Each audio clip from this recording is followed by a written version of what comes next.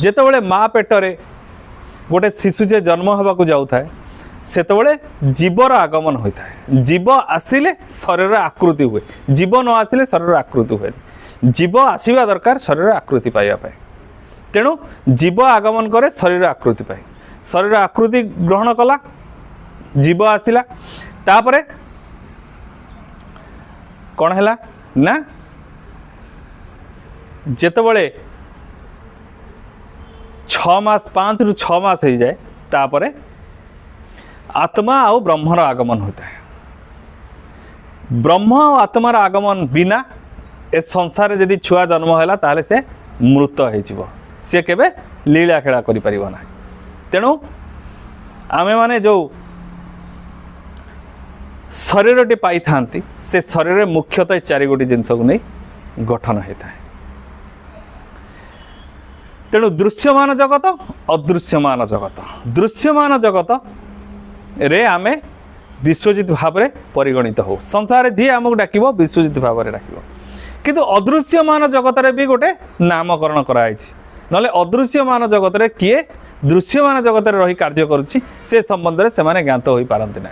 से निमित्त अदृश्यमान जगत निमित्त दृश्यमान जगत मानवर गोटे नामकरण कराई जे से कार्य करुच्ची। तेणु विश्वजित स्वाईंकर मध्य अन्य एक नाम रही, से अन्य एक नाम सूक्ष्म रे रही। तेणु आमे कहीं जानी ना जे कार्य करे तार सूक्ष्म नाम रही है। समस्त सूक्ष्म नाम आवश्यकता पड़ न था, कारण से कार्य करू न था। तेणु ए शरीर जेतबले लीला खेला करुच्ची सेतबले मु कहिले विश्वजित को बुझाऊँ, किंतु विश्वजित निजे संसार तार परिवार पोषण करुच्ची, ता कार्य से करुच्ची, तार लीला से करुच्ची, ताहा रही सांसारिक लीला। ताहा कौन करा कुआ जाउची सांसारिक, से सांसारिक लीला करुच्ची।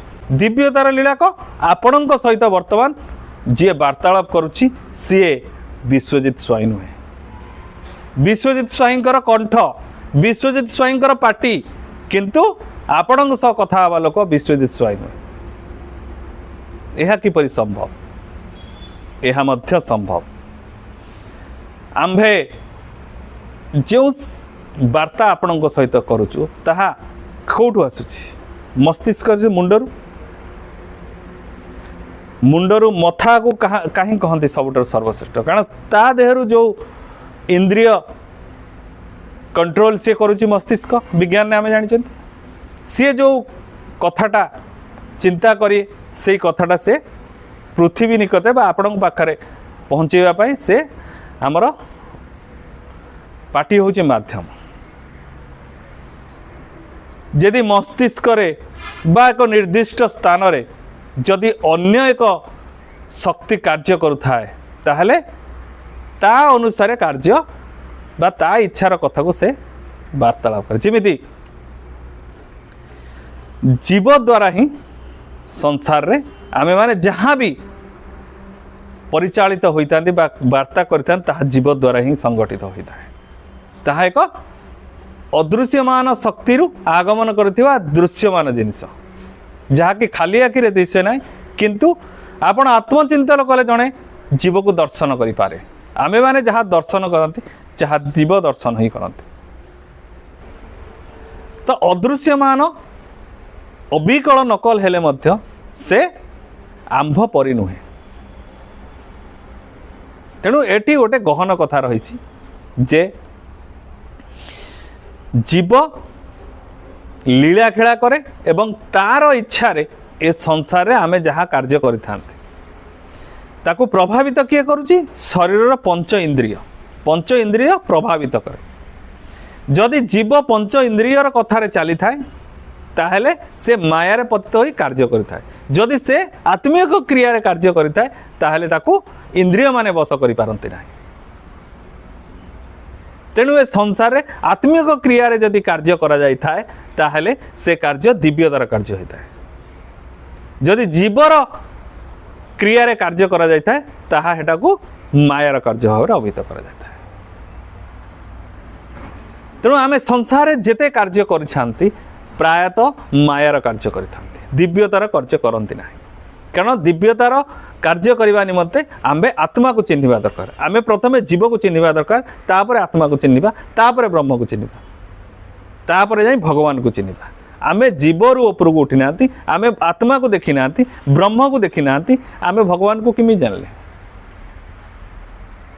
गोटे मनुष्य जिते शरीर नहीं आगमन करे ता देहरे दिव्य सत्ता मानकर जीव रही पारे जीव किंतु शरीर रे जो जिनिसटी शक्ति भाव रे आगमन करे ताहा अलग जिनिस आमे शरीर तत्व को पूर्ण भाव रे ज्ञात नाहांती एहा एक अड़ुआ सूता एहा एक अड़ुआ सूता से अड़ुआ सूता को ना कौन पुस्तक लिपिबद्ध करा जायछि ना आमे माने कहीं पूर्ण भाव रे ज्ञात होई पारंती मु विश्वजित हेले मध्य मु जो वार्ता दउची सेटा विश्वजितर वार्ता नुहे यह असंभव किंतु यह ही संभव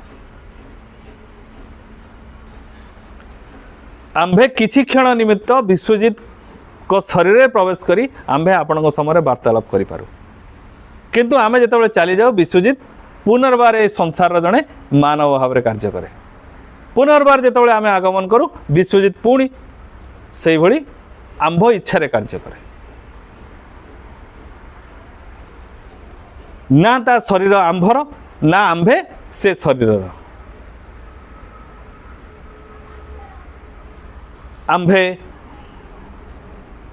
जेतेबेले गोटे कार्य करि थांती सेतेबेले आंभे दी गोटी जिनिस को लक्ष्य करी कार्य करि थांती गोटे जीव अनुमोदित गोटे आत्मा अनुमोदित आम्भे कौन कार्य कला बेले चिंता करते ये कार्यटा कर ठीक ना भूल से आम जदि जीव सहित रहीकि कार्य करें आम मायार स्थित जदि कार्य करते आम जीव सहित रहीकि कार्य कले जदि आत्मा सहित रहीकि कार्य करें आत्मा रहित आम ये कहवा कथा जे आम गोटे मानवीय शरीर को भगवान रूप में पूजा कर मानव कौन केबे भगवान हो पारे